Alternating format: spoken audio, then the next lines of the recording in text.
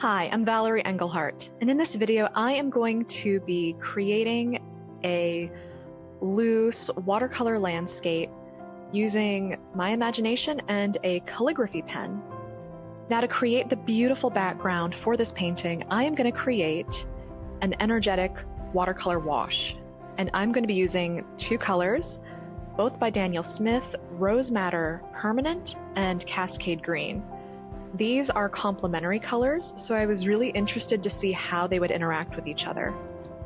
I'm just using a piece of, I think this is Academy watercolor block, cold press, about 7 inches by 10 inches. And I like to work straight from the tube. That allows me to get some really thick paint going. And I'm using a mop brush because I want to be able to use a lot of water. Like, look at how that green is rushing into the pink. Now, a cool thing about Cascade Green, it's a much cooler green, and it separates to have like this almost turquoise blue tone, which works really well with the pink. You can see where it's starting to mix. We've got kind of a muted purple going. And part of doing these fun washes is seeing how different colors will react together. I love some salt texture, so I'm sprinkling on just some kosher salt from my kitchen. And my other favorite texture technique is using cling film or plastic wrap. And so I'm just putting that on, and while the paper is wet, I can move that around as much as I want. And you can kind of tell the plastic wrap is dirty. So I don't clean it afterwards. That's too much effort for me. So now that it's dry, I've got these beautiful marks, and I decided that the green looked like I could make a rocky landscape and that the pink could be the sky.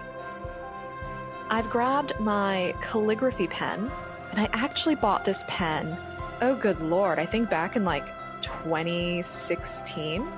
I bought this pen to do my wedding invitations. And it had been sitting in my drawer for a long time. And on a completely separate occasion, I was just, playing with art supplies, messing around. And I found that when you add water to this ink, it splits into this beautiful green and this purpley pink. So that really complemented the background I already have going. And quick little fun fact about this background, I actually painted it 5 months prior to doing this landscape. I just wanted to do an atmospheric wash, and then I had no plans for it, so it just sat in my drawer until I was ready to pull it out and do something. And a few days ago was that day. So I'm sure you can tell I am doing some pine trees. Those branches are pointing downwards because I live where there are a lot of Douglas fir trees, and those particular pine trees, their branches hang downwards. And I decided I wanted to do like a waterfall scene. So I'm leaving that gap in the middle where the lightest part is to be where I put the waterfall. And I'm having this be like a rocky coast because I live on the coast. I'm looking at my window right now. I can see an island where, oh, hey, look, there's like a cliff and it's got pine trees on top. It's super cool. I can't see any not watercolors. I can't see any waterfalls from my window. So I am just really using my imagination here. But I decided that the cling film area looked like I could use it to create rock formations. So I am putting in my darkest values using this pen and just really relying on this being an abstract landscape piece, just letting our brains fill in the information as we go. So this part was all just scribbling. Now I've pulled out just a size 8 Da Vinci Cosmotop spin watercolor brush, and I'm activating that ink that I put down. And I don't want to completely cover my wash from before. Like, I'm okay covering it transparently, so where I am painting over it, but you can still see the texture and the tone underneath. I do want to leave some gaps because I want to have that wide range of values, but I still want to show off that cool texture I got. So I'm just going in and scrubbing around where I put those ink marks and then having things flow downwards and trying to create like rock formations.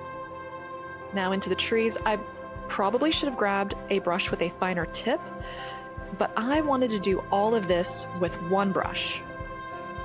And it's just a study. This was just to have fun. And so I'm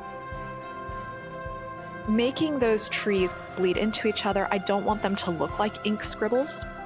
And because there's so much ink there, the value is very dark. And that is what I want. Now, whenever I've wet the ink, some of that ink gets into my brush. And so you can probably see that I've flicked that area where I've not painted on the ink. I'm just using whatever's on my brush, and that creates a lighter value, so it kind of looks like trees more in the distance. And I did leave some gaps because I wanted, well, some gaps between the ground and the trees, because Douglas fir branches don't usually go all the way to the bottom. There is like a sizable trunk. Now I'm just doing some of the rocks on the other side. And I have sped this video up about 200%, but this painting really didn't take very long, maybe 20 minutes. So this was really a piece that I was like, I want to do something different. I want to stretch my imagination, but also play around with something I understand.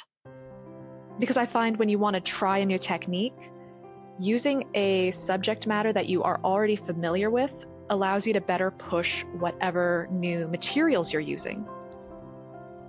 So I had to let that dry, and I've pumped out or squeezed out some fresh gouache because I want to do the waterfall.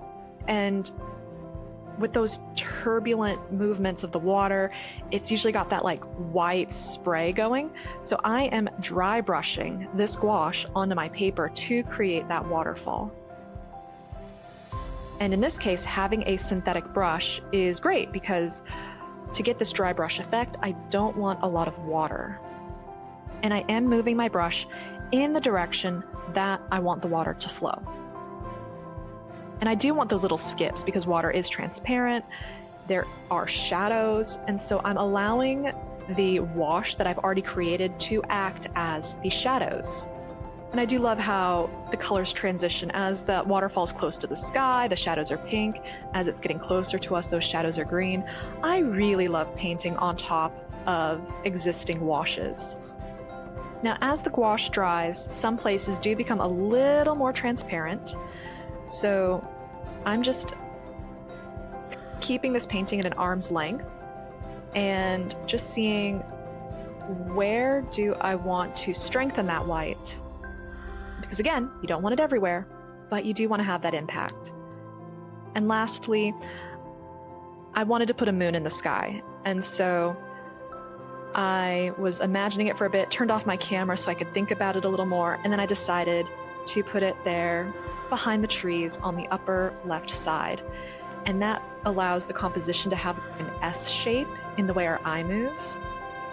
And so that's just a good little compositional tip right there. When you're going to add something else, think about how the eye is going to move through the painting. All right, here's the finished landscape.